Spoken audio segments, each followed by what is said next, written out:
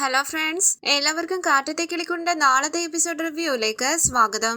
ഈ റിവ്യൂ നിങ്ങൾക്ക് ഇഷ്ടമായെങ്കിൽ ലൈക്ക് ചെയ്തും സബ്സ്ക്രൈബ് ചെയ്തും സപ്പോർട്ട് ചെയ്യണേ. സുധീഷും നിധിയും സൈക്കിളിൽ നാട് കാണാൻ പോകുന്നത് കണ്ട് സന്തോഷത്തോടു കൂടി നിൽക്കുകയാണ് ഹരീഷും നികേഷും. സുധീഷിന്റെ സൈക്കിളിന്റെ പിന്നിലിരുന്ന് യാത്ര ചെയ്യുന്ന നിധി സന്തോഷത്തോടു കൂടി ചുറ്റും നോക്കുമ്പോൾ സുധീഷ് മനസ്സിൽ പറയുകയാണ്, എന്റെ ദൈവമേ, എന്നും ഇങ്ങനെ സന്തോഷമായിട്ടിരിക്കാൻ അവസരം തന്നൂടെ? നിധി, നല്ല തണുത്ത കാറ്റുണ്ടല്ലേ? ഇത് കേട്ട് നിധി ചോദിക്കാണ്, ഇയാളാരാ, നിവിൻ പോളിയാണോ? അപ്പൊ സുധീഷ് പറയുന്നു, അയ്യോ ഞാൻ കാര്യമായിട്ട് പറഞ്ഞാണെന്നേ, ഈ നാട്ടുംപുറത്ത് ഒരു പ്രത്യേക കാറ്റാ, നല്ല ഫ്രഷ് എയർ ആയിരിക്കും. ഇത് കേട്ട് നിധി പറയുന്നു, ഹലോ, ഞാനൊരു നാട്ടുംപുറത്ത് തന്നെയാ വളർന്നത്. ഇത് കേട്ട് സുധീഷ് പറയണ, അത് ശരിയാണല്ലോ, തക്കല എന്ന ഓണം കേറാൻ മൂലെന്നാണ് അവധി വന്നതെന്ന് നാം അറിഞ്ഞില്ല. അപ്പൊ നിധി പറയണ, അത് ശരിയാ, ഞാൻ ഓണം കേറാൻ മൂലെന്നാ, പക്ഷെ സ്വഭാവത്തിൽ നിങ്ങളെക്കാളൊക്കെ പരിഷ്കാരമുണ്ട്. ഇത് കേട്ട് സുധീഷിന്റെ മുഖം വാടുകയാണ്. തുടർന്ന് സൈക്കിളിൽ മുന്നോട്ട് പോവുകയാണ് അവർ. പെട്ടെന്ന് അവർ സൈക്കിളിൽ നിന്നും വീഴാനായി തുടങ്ങുകയാണ്. നിധി ചോദിക്കുന്നു, എന്തു പറ്റി സുധീഷ്? അപ്പൊ സുധീഷ് പറയണ, ബാലൻസ് പോയതാ.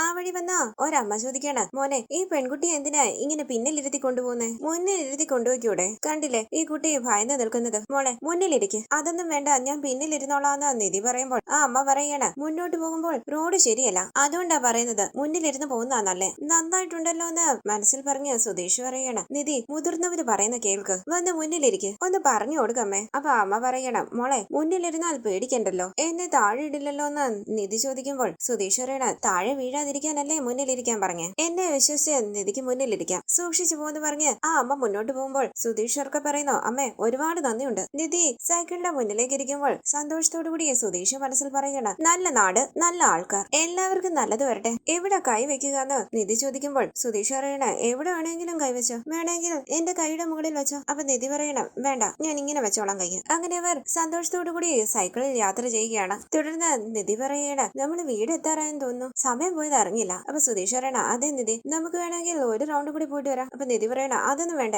എനിക്ക് നന്നായി വിശക്കുന്നുണ്ട്, വീട്ടിലേക്ക് പോകാം. സുധീഷിന് വിശക്കുന്നില്ലേ? വിശപ്പൊന്നും അറിയുന്നില്ല എന്ന് സുധീഷ് പറയുമ്പോൾ നിധി പറയണ, സൈക്കിൾ ഓടിക്കുകയല്ലേ, എന്നിട്ടും വിശക്കുന്നില്ലേ? അപ്പൊ സുധീഷ് പറയണ, അതൊന്നുമില്ല നിധി, വാ, നമുക്ക് വീട്ടിലേക്ക് പോകാം. തുടർന്ന് സൈക്കിള് വീടിന്റെ മുന്നിലേക്ക് കൊണ്ട് നിർത്തുകയാണ് സുധീഷ്. പുഞ്ചിരിച്ച് സുധീഷ് നിധിയെ തന്നെ നോക്കിയിരിക്കുമ്പോൾ നിധി പറയണ, കൈ എടുത്ത് മാറ്റിയാലല്ലേ എനിക്ക് അകത്തേക്ക് പോകാൻ പറ്റൂ. സോറി എന്ന് പറഞ്ഞ് സുധീഷ് കൈ എടുത്ത് മാറ്റുകയാണ്. നിധി അകത്തേക്ക് പോകുമ്പോൾ വളരെ സന്തോഷത്തോടു കൂടി നിൽക്കുകയാണ് സുധീഷ്. തുടർന്ന് ക്ഷേത്രത്തിൽ നിന്നും ഓട്ടോയിൽ വീട്ടിലേക്ക് മടങ്ങി വരികയാണ് ചന്ദ്രനും സീതയും നീതുവും. സീത നീതുവിനെ വഴക്ക് പറയുകയാണ്, നീ എന്റെ വയറ്റിൽ വന്ന് പിറന്നല്ലോ, നാണമില്ല നിനക്ക്, ഇനി നാട്ടുകാരുടെ മുഖത്ത് എങ്ങനെ നോക്കുമെന്നൊക്കെ പറഞ്ഞ് നീതുവിനെ കുറ്റപ്പെടുത്തുകയാണ് സീത. തുടർന്ന് സുഭാഷും നികേഷും സുധീഷും ഹരീഷും ചാന്ദിനിയും നിധിയും എല്ലാം ഭക്ഷണം കഴിക്കാൻ ഇരിക്കുകയാണ്. സുനന്ദയൊന്നും ഇവിടെ ഇല്ലേന്ന് ഹരീഷ് ചോദിക്കുമ്പോൾ നികേഷ് പറയണ, അവരടുത്തുള്ള ക്ഷേത്രത്തിലൊക്കെ പോയിരിക്കുക, സുനന്ദ പറഞ്ഞിട്ടാ പോയെ. സുധീഷ് പറയണ, അവരെ കുറിച്ചുള്ള ഡീറ്റെയിൽസ് എല്ലാം ഇവൻ അറിയാം, മിണ്ടാതിരുന്ന് ഭക്ഷണം കഴിക്കണമെന്ന് പറഞ്ഞ് സുഭാഷ് എല്ലാവർക്കും ഭക്ഷണം വിളമ്പി കൊടുക്കുകയാണ്. ഹരീഷ് മതിയെ സുധീഷിനോട് പറയുന്നു, ഇവിടെ വന്നതിന് ശേഷം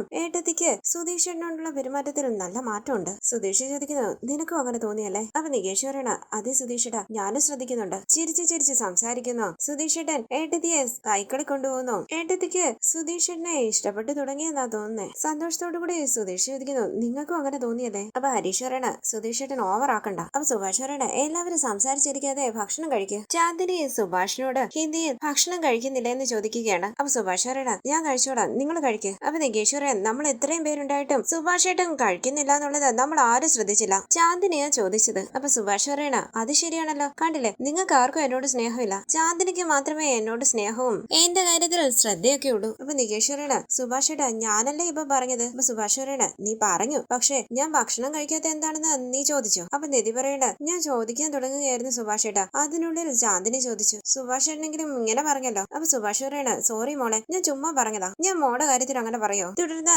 നീതുവിനെയും കൂട്ടിക്കൊണ്ട് ക്ഷേത്രത്തിൽ നിന്നും വീട്ടിലേക്ക് വരികയാണ് സീതയും ചന്ദ്രനും അഖിലും. ചന്ദ്രൻ വിഷമത്തോടു കൂടി ഇരിക്കുമ്പോൾ കാര്യകൊണ്ട് സീത പറയുകയാണ്, എങ്കിലും ഞങ്ങളോട് നീ ഇങ്ങനെ ചെയ്തല്ലോടി. അഖിൽ വളരെ ദേഷ്യത്തോടു കൂടി നീതുവിനെ നോക്കുകയാണ്. സീത പറയുന്നു, ആ റൗഡിയെ നീ ഇനിയും കാണരുതെന്ന് പറഞ്ഞപ്പോൾ അവന്റെ കൊച്ചിന്റെ അമ്മയാകാൻ പോകുന്നു എന്ന്. നാണോ ഇല്ലേടി നിനക്കിത് പറയാൻ? നിന്റെ പ്രായം എത്ര അടി? 21 വയസ്സില് നീ ഒരു കൊച്ചിന്റെ അമ്മയാകാൻ പോകുന്നു. കല്യാണം പോലും കഴിക്കാതെ ഇങ്ങനെ ഗർഭിണിയായിട്ട് വന്ന് നിൽക്കുകയാണല്ലോടി. നാട്ടുകാരെല്ലാവരും അറിഞ്ഞു, മാനോ അഭിമാനോ എല്ലാം പോവുക, കുടുംബം നശിപ്പിച്ചല്ലോടി. ചന്ദ്രൻ വളരെ വിഷമത്തോടു കൂടി ഇരിക്കുമ്പോൾ അച്ഛാന്ന് വിളിച്ച് അരികിലേക്ക് വന്ന് കയ്യിൽ പിടിക്കുകയാണ് നീതു. കൈ തട്ടി മാറ്റുകയാണ് ചന്ദ്രൻ. അപ്പൊ അഖിൽ പറയുന്നു, പോയി, എല്ലാം പോയി, എന്റെ ഫ്രണ്ട്സിന്റെ മുന്നിൽ എന്നെ അപമാനിച്ചില്ലേ നീ? ഞാൻ പറഞ്ഞ ഉടനെ പ്രേമൻ ഇവളെ കല്യാണം കഴിക്കാൻ സമ്മതിച്ചതാ. ഇത് കേട്ട് നീതു പറയുകയാണ്, എന്തോ വലിയ കാര്യം ചെയ്തതുപോലെയാണല്ലോ പറയുന്നത്. എന്റെ കല്യാണത്തെ കുറിച്ച് എന്നോടല്ലേ ആദ്യം പറയേണ്ടത്? എന്നെ പിടിച്ചു വലിച്ച് മണ്ഡപത്തിൽ കൊണ്ടിരുത്തുമ്പോൾ എനിക്ക് ഇഷ്ടമില്ലാത്ത ആളെ ഞാൻ കല്യാണം കഴിക്കണോ? സംശയത്തോടു കൂടി സീത ചോദിക്കുന്നു, സത്യം പറയടി, കല്യാണം മുടക്കാൻ വേണ്ടിയാണോ നീ ഇങ്ങനെ പറഞ്ഞേ, അതോ നീ ശരിക്കും ഗർഭിണിയാണോ? നീതു മനസ്സിൽ പറയുന്നു, നീതു സത്യം പറയരുത്,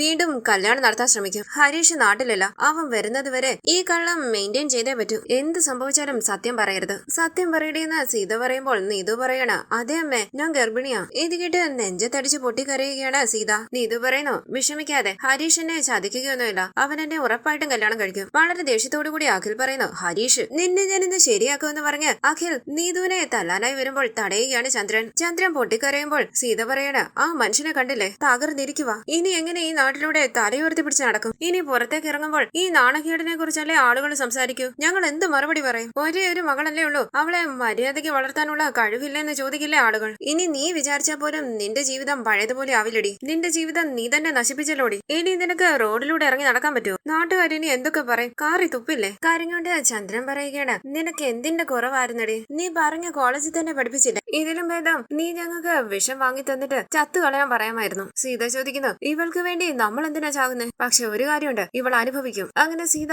വളരെ ദേഷ്യത്തോടു കൂടി നീതുവിനെ കുറ്റപ്പെടുത്തി കരഞ്ഞുകൊണ്ട് സംസാരിക്കുകയാണ്. അഖിലും ദേഷ്യത്തോടു കൂടി ഇരിക്കുന്നു. തുടർന്ന് ഫോൺ എടുത്ത് നീട്ടിക്കൊണ്ട് അവനെ വിളിക്കടി എന്ന് പറഞ്ഞ് നീതുവിന്റെ കയ്യിലേക്ക് ഫോൺ കൊടുക്കുകയാണ് അഖിൽ. ഭയത്തോടു കൂടി നീതു ഹരീഷിന്റെ ഫോണിലേക്ക് വിളിക്കുകയാണ്. ഭക്ഷണം കഴിച്ചുകൊണ്ടിരിക്കുന്ന ഹരീഷ് ഫോണിലേക്ക് നോക്കുമ്പോൾ സുഭാഷ് പറയണ, കഴിച്ചിട്ട് സംസാരിച്ചാ മതിയടാ. ഇല്ല സുഭാഷ് ഏട്ടാ, സംസാരിച്ചിട്ട് വരാമെന്ന് ഹരീഷ് പറയുമ്പോൾ സുധീഷ് പറയണ, ഓ നീതു ആണോ? ഇതിട്ട് ഹരീഷ് പറയുന്നു, അതെ, ക്ഷേത്രത്തിൽ വെച്ച് വിളിച്ചായിരുന്നു, അപ്പൊ ഫോൺ സ്വിച്ച് ഓഫ് ആയിരുന്നു. സംസാരിക്കട്ടെ? ആയിക്കോട്ടെ എന്ന് സുധീഷ് പറയുമ്പോൾ കണ്ണു വെക്കാതെ എന്ന് പറഞ്ഞ് ഹരീഷ് ഫോണുമായി പുറത്തേക്ക് പോവുകയാണ്. ഹരീഷ് ഫോൺ അറ്റൻഡ് ചെയ്യുമ്പോൾ അഖിൽ പറയുകയാണ്, ഇത് നീതുവല്ല, നീതുവിന്റെ ചേട്ടനാ. നീ എവിടെടാ? എന്റെ അനിയത്തിയെ ഗർഭിണിയാക്കിയിട്ട് നീ എവിടെ പോയി ഒളിച്ചിരിക്കുക? ക്ഷേത്രത്തിൽ എല്ലാവരുടെയും മുന്നിൽ വെച്ച് ഇവള് പ്രഗ്നന്റ് ആണെന്ന് പറഞ്ഞു. ഹരീഷ് എന്റെ കുഞ്ഞിന്റെ അച്ഛനെന്നും പറഞ്ഞു. നിന്നെ എന്റെ കൈ കിട്ടിയാലുണ്ടല്ലോ കൊന്നുകളയും ഞാൻ. എന്റെ അനിയത്തിയെ ഗർഭിണിയാക്കിയിട്ടാ നീ എന്നെ വെല്ലുവിളിച്ചല്ലേടാ? നീ നിന്റെ കുടുംബത്തിന്റെ സംസ്കാരം കാണിച്ചു അല്ലേ? നിന്നെ എന്റെ കൈ കിട്ടിയാ വെച്ചേക്കില്ല ഞാൻ. മറുപടി പറയടാ. ഇതെല്ലാം കേട്ട് ഞെട്ടി വിശ്വസിക്കാനാകാതെ നിൽക്കുകയാണ് ഹരീഷ്. അഖിലിന്റെ കയ്യിൽ നിന്നും ഫോൺ പിടിച്ചു വാങ്ങിച്ച് സീത ഫോൺ കട്ട് ചെയ്യുമ്പോൾ അഖിൽ ചോദിക്കുന്നു, അമ്മ എന്തായി ചെയ്യുന്നത്? അപ്പൊ സീത പറയണ, അവനൊരു റൗഡിയാ, അവനോട് നിനക്ക് എന്താ സംസാരിക്കാനുള്ളത്? ഇവന്റെ ചേട്ടനൊരുത്തൻ യോഗ്യനായിട്ട് സംസാരിക്കല്ലോ, അവനെ വിളിക്ക്. ആ സുഭാഷ്. ഇത് കേട്ട് അഖിൽ പറയണ, അതെ, അവന്റെ ചേട്ടന്റെ ഫോണിലേക്ക് വിളിക്കടി. അപ്പൊ നീതു പറയണേ, സുഭാഷേട്ടനെ എന്തിനാ ഞാൻ വിളിക്കുന്നത്? സുഭാഷേട്ടന്റെ നമ്പർ ഒന്നും എന്റെ കയ്യിലില്ല. അപ്പൊ സീത പറയണ, അഭിനയിക്കുന്നത് കണ്ടില്ലേ, നമ്പർ ഇല്ലാന്ന്. എന്റെ കയ്യിലുണ്ട്, ഞാൻ തരാം. ടെൻഷനോടുകൂടി ഹരീഷ് മനസ്സിൽ പറയുന്നു, നീതു പ്രഗ്നന്റ് ആണെന്നോ? അങ്ങനെ വരാൻ സാധ്യതയില്ലല്ലോ, ഒന്നും മനസ്സിലാവുന്നില്ല. എന്തിനാ ഇവൻ ഇങ്ങനെയൊക്കെ പറഞ്ഞ് ദേഷ്യപ്പെടുന്നത്? തുടർന്ന് നീതു മനസ്സിൽ പറയാണ്, ഈ കല്യാണത്തിൽ നിന്നും രക്ഷപ്പെടാൻ ഒരു കള്ളം പറഞ്ഞപ്പോൾ പ്രശ്നത്തിന് മുകളിൽ പ്രശ്നമാണല്ലോ. ഇങ്ങനെയൊക്കെ നടന്നാലും സത്യം പറയല്ലേ നീതു? ഇവര് സത്യം പറഞ്ഞാൽ നിനക്ക് രക്ഷപ്പെടാൻ പറ്റില്ല. തുടർന്ന് സുഭാഷിന്റെ ഫോണിലേക്ക് വിളിക്കുകയാണ് സീത. ഫോൺ അറ്റൻഡ് ചെയ്ത് സുഭാഷിനോട് സീത ചോദിക്കുന്നു, സുഭാഷ് അല്ലേ സംസാരിക്കുന്നത്? അതെ, നിങ്ങൾ ആരാണെന്ന് സുഭാഷ് ചോദിക്കുമ്പോൾ സീത പറയണ, ഞാനോ? ഞാൻ നീതുവിന്റെ അമ്മ. പറയമ്മേന്ന് സുഭാഷ് പറയുമ്പോൾ സീത പറയണ, അവന്റെ ഒരമ്മ.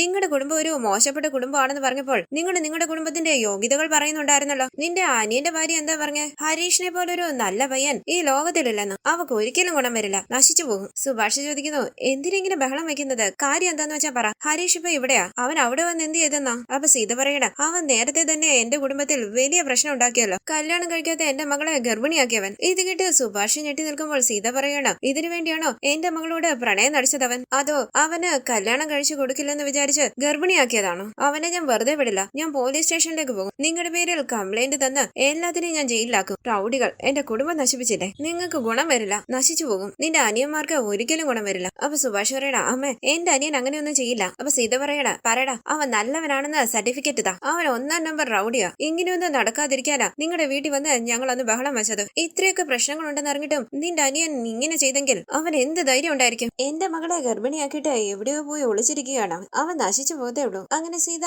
ഹരീഷിനെ കുറ്റപ്പെടുത്തി സംസാരിക്കുമ്പോൾ ടെൻഷനോടുകൂടി നിൽക്കുകയാണ് സുഭാഷ്. നീതു വളരെ വിഷമത്തോടുകൂടി ഇരിക്കുന്നു. തുടർന്ന് ഫോൺ കട്ട് ചെയ്ത സുഭാഷ് പുറത്തിരിക്കുന്ന ഹരീഷിനെ ശ്രദ്ധിക്കുകയാണ്. സുധീഷ് ചോദിക്കുന്നു, സുഭാഷ് ഏട്ടാ എന്താ പറ്റിയ? ആരായിരുന്നു ഫോണില്? എന്താ ഇങ്ങനെ ടെൻഷനായിട്ട് നിൽക്കുന്നത്? എന്തു പറ്റി സുഭാഷ് ഏട്ടാ എന്ന് നിധി ചോദിക്കുമ്പോൾ സുഭാഷ് പറയണ, മോളെ, നീതുവിന്റെ അമ്മയാ ഫോണിൽ സംസാരിച്ചത്. നിധി ചോദിക്കുന്നു, നീതുവിന്റെ അമ്മയോ? അവരെന്തിനാ സുഭാഷ് ഏട്ടനെ വിളിച്ചേ? അപ്പൊ സുധീഷ് പറയണ, ആ നീതു അവിടെ എന്തെങ്കിലും പ്രശ്നം ഉണ്ടാക്കി കാണും. ടെൻഷനോടുകൂടി സുഭാഷ് പറയുന്നു, എടാ സുധീഷ്, നീതു ഗർഭിണിയാണെന്ന്. ഇത് കേട്ട് എല്ലാവരും ഞെട്ടി മുഖത്തോട് മുഖം നോക്കുകയാണ്. സുഭാഷ് പറയുന്നു, ഹരീഷാണ് നീതുവിനെ ഗർഭിണിയാക്കിയെന്ന് പറഞ്ഞ് ബഹളം വെക്കുകയാ നീതുവിന്റെ അമ്മ. സുധീഷ് മനസ്സിൽ പറയുന്നു, ഹരീഷ് ഇങ്ങനെയൊക്കെ ചെയ്യൂ? അരികിലേക്ക് വന്ന ഹരീഷ്, സുഭാഷ് ഏട്ടാ നീതു എന്ന് പറയുമ്പോൾ ഹരീഷിന്റെ കർണപുക ചടിക്കുകയാണ് സുഭാഷ്. ഇത് കണ്ട് എല്ലാവരും ഞെട്ടി നിൽക്കുകയാണ്. ഹരീഷ് സുഭാഷ് ഏട്ടാ എന്ന് വിളിക്കുമ്പോൾ സുഭാഷ് പറയുന്നു, നീ മിണ്ടരുത്, എനിക്ക് നിന്നെ കുറിച്ച് ഓർക്കുമ്പോൾ നാണക്കേട് തോന്നുവാ. നിന്നെ എനിക്ക് എന്ത് വിശ്വാസമായിരുന്നെന്നറിയോ? എടാ, നീ ഇങ്ങനെ ചെയ്യുമെന്ന് ഞാൻ ഒരിക്കലും പ്രതീക്ഷിച്ചില്ല.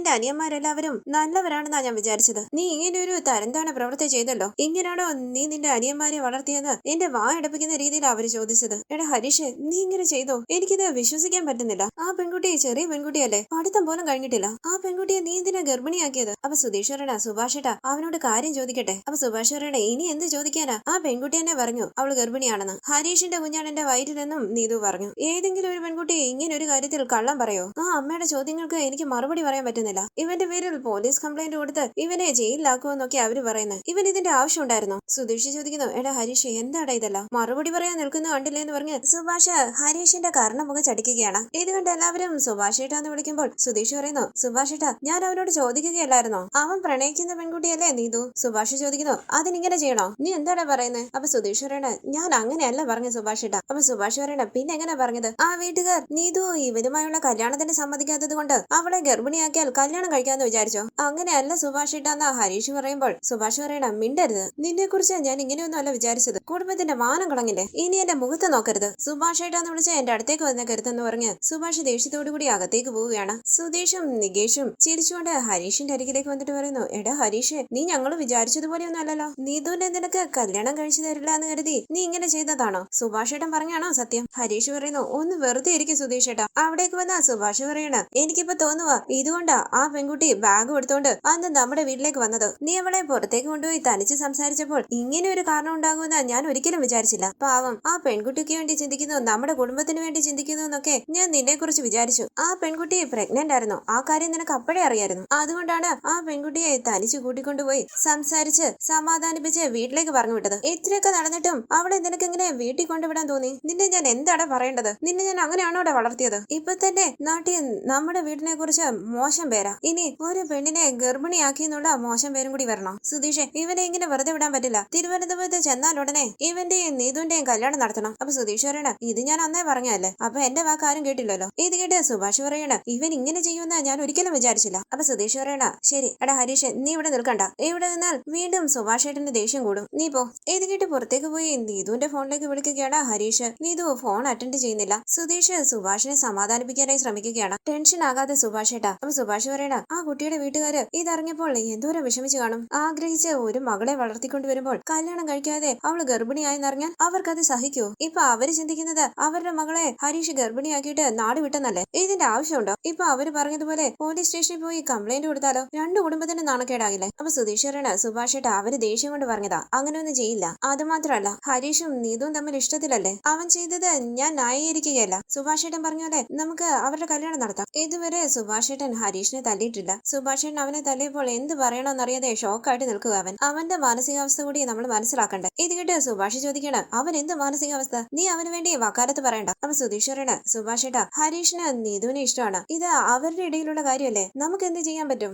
നടന്നു തിരുവനന്തപുരത്തേക്ക് ചെന്നാൽ ഉടനെ നമുക്ക് അവരുടെ രണ്ടുപേരുടെയും കല്യാണം നടത്താം. ഇത് കേട്ട് ടെൻഷനോടുകൂടി ആലോചിച്ചിരിക്കുകയാണ് സുഭാഷ്. ഈ സീരിയലിന്റെ കൂടുതൽ വീഡിയോസിനായി ചാനൽ സബ്സ്ക്രൈബ് ചെയ്ത് സപ്പോർട്ട് ചെയ്യണേ. താങ്ക്